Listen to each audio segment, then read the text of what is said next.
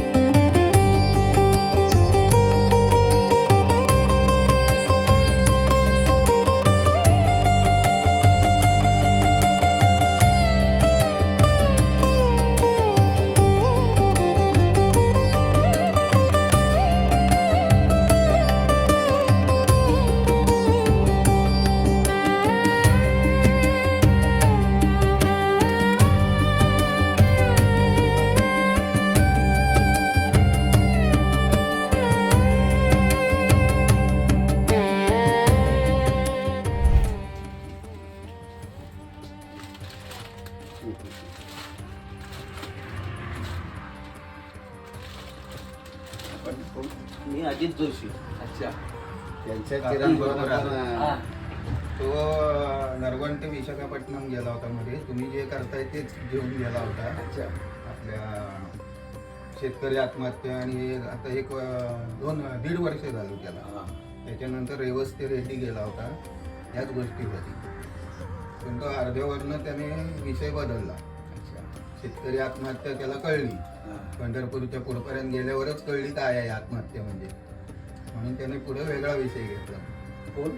आशुतोष चिरंजीव जोशी, त्यांचा. माझा मुलगा. मोठं काम आहे त्याचं. अच्छा. तरुण आहे, अतिशय तरुण आहे. वा, आणि 27 त्यांना वर्ष.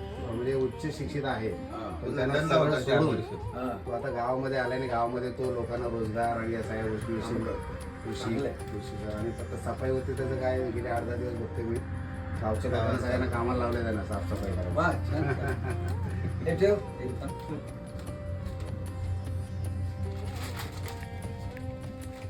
आज पुन्हा एकदा विद्याधर भुसकटचे तुमचे बंधुराज हे पायी चालत चालत आपल्या चिपळूणपर्यंत आलेले आहेत. काय वाटते, कशा पद्धतीचा अभिमान वाटतो तुम्हाला बंधुराजांबद्दल? हो, पहिल्यांदा हे आमचे बंधुराज काश्मीर ते कन्याकुमारी जेव्हा चालले वयाच्या 62व्या वर्षी, तेव्हा ते आपल्या इथून गेले होते. तेव्हा तुम्ही त्यांना घाटामध्ये गाठून त्यांचा इंटरव्ह्यू घेतला होता. आज पुन्हा ते संपूर्ण महाराष्ट्र पादाक्रांत करून आज परतीच्या प्रवासाला झालेले निघालेले. आज चिपळूण महाड करून ते डोंबिवलीला पोचणार आहेत. तर मी अतिशय आतुरतेने वाट बघत होतो. हे माझे बंधुराज म्हणजे माझं प्रेरणास्थान. आमच्या वडिलांच्या नंतर आम्ही पोरके झालो नाही, त्याचं कारण म्हणजे आमचे हे बंधुराज यांच्याकडून अनेक गोष्टी मी शिकलो. माझ्या जीवनावर या व्यक्तीचा प्रचंड मोठा प्रभाव आहे. जो काही मी जर तुम्हाला काही चांगला दिसत असेल तर तो या व्यक्तिमत्वामुळे अनेक गोष्टी मी शिकलो.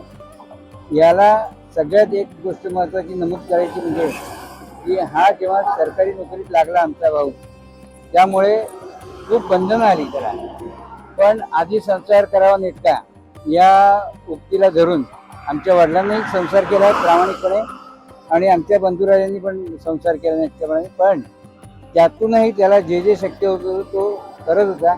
एक व्यायामशाळा उभारली. हा जर या सरकारी नोकरीत नसता तर हा निश्चित खूप मोठ्या म्हणजे जसे आमचे आजोबा, जसे आमचे वडील अशा उत्तुंग याच्यामध्ये नावारूपाला आला असता. पण ही खंत त्यांनी थोडीशी मनात ठेवून त्यांनी रिटायरमेंट नंतर देशभक्ती म्हणजे काय तर संपूर्ण भारत पहिल्यांदा समजून घ्यायचा. आज त्यांनी महाराष्ट्र समजून घेतला. इतकं मोठं योगदान देऊन चालत सगळीकडे फिरला आणि सर्वसामान्य माणसांची, रस्त्याने जाणाऱ्या माणसांची भेट घेऊन तो आता चिपळूणपर्यंत पोहोचलेला आहे. तर मला निश्चितच त्याचा अभिमान आहे. पद्धतीनं आमच्या बुसकुटे काकांचा या ठिकाणी सन्मान होत आहे. एकदा जोरदार टाळ्या. खरं तर त्यांचं कार्य हे शब्दामध्ये आपण बांधू शकत नाही, शब्दामध्ये जे मावणार सुद्धा नाही, एवढं प्रचंड मोठं कार्य आहे. कारण मी मगाशी साधारणतः 50 पावलं फक्त त्यांच्या बरोबर चाललो आणि 50 पावलं चालल्यानंतर मला कळलं की किती चालणं अवघड आहे. आणि या माणसाने 3200 किलोमीटरचा पल्ला गेल्या 4 महिन्यामध्ये पादक्रांत केलाय. 3200 किलोमीटर म्हणजे काय असतं हे आपल्याला चालल्यानंतर कळतं.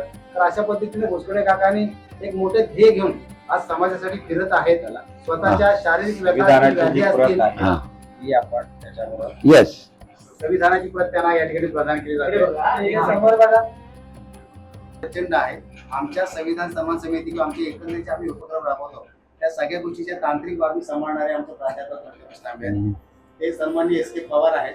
ज्येष्ठ टीबीचे महाविद्यालय आहे त्या ठिकाणी ते कार्यरत आहेत आणि समता सैनिक दलाचे जिल्हा सचिव आहेत.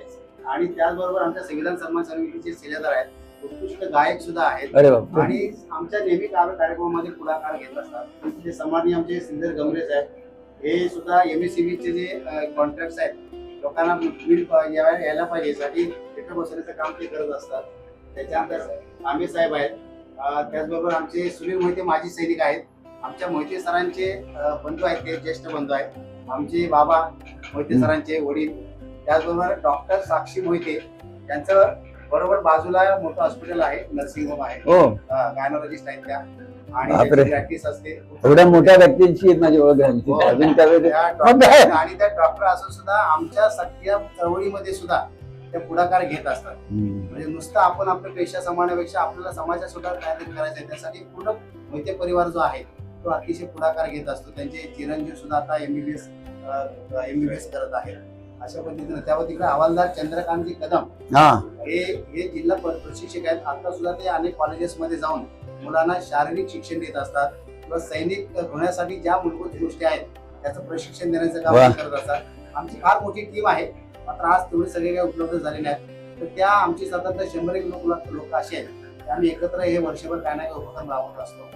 बाकी माझा परिवार तुम्हाला माहितीच आहे, मी पण माहिती हे तर ओळखत असाल. त्यांना चांगली ओळखू लागतो प्रश्नच नाही. तर असा हे आमचा परिवार आहे. बुसकुटे साहेब आमच्याच परिवारातला भाग आहे. तुम्ही आमचेच आहात. मग तुमचा अनुभव आमच्या या सगळ्यांना थोडक्यात सांगा. खूप धन्यता वाटते की मी आज चिपळूणमध्ये आलेलो आहे. कारण जिथे माझी आईचे काही दिवस शेवटचे दिवस होते ना ते चिपळूणमध्ये गेले, हो की नाही. आणि शिवाय अशोक कसं सगळं डोंबिवली सोडून इथे येऊन तो स्थायिक झाला, त्याच्यामध्ये किती अडचणी आल्या असतील ते त्यालाच अधिक माहिती आहे. पण तो त्यातून उभा झाला आणि चांगला म्हणजे चांगल्या पद्धतीने, हो की नाही. आणि लोकांना लोकसेवा करतोय तो. शिवाय हो की नाही फार मोठं काम म्हणजे ते दिव्यांगाचं काम म्हणजे भारी काम करतो तो.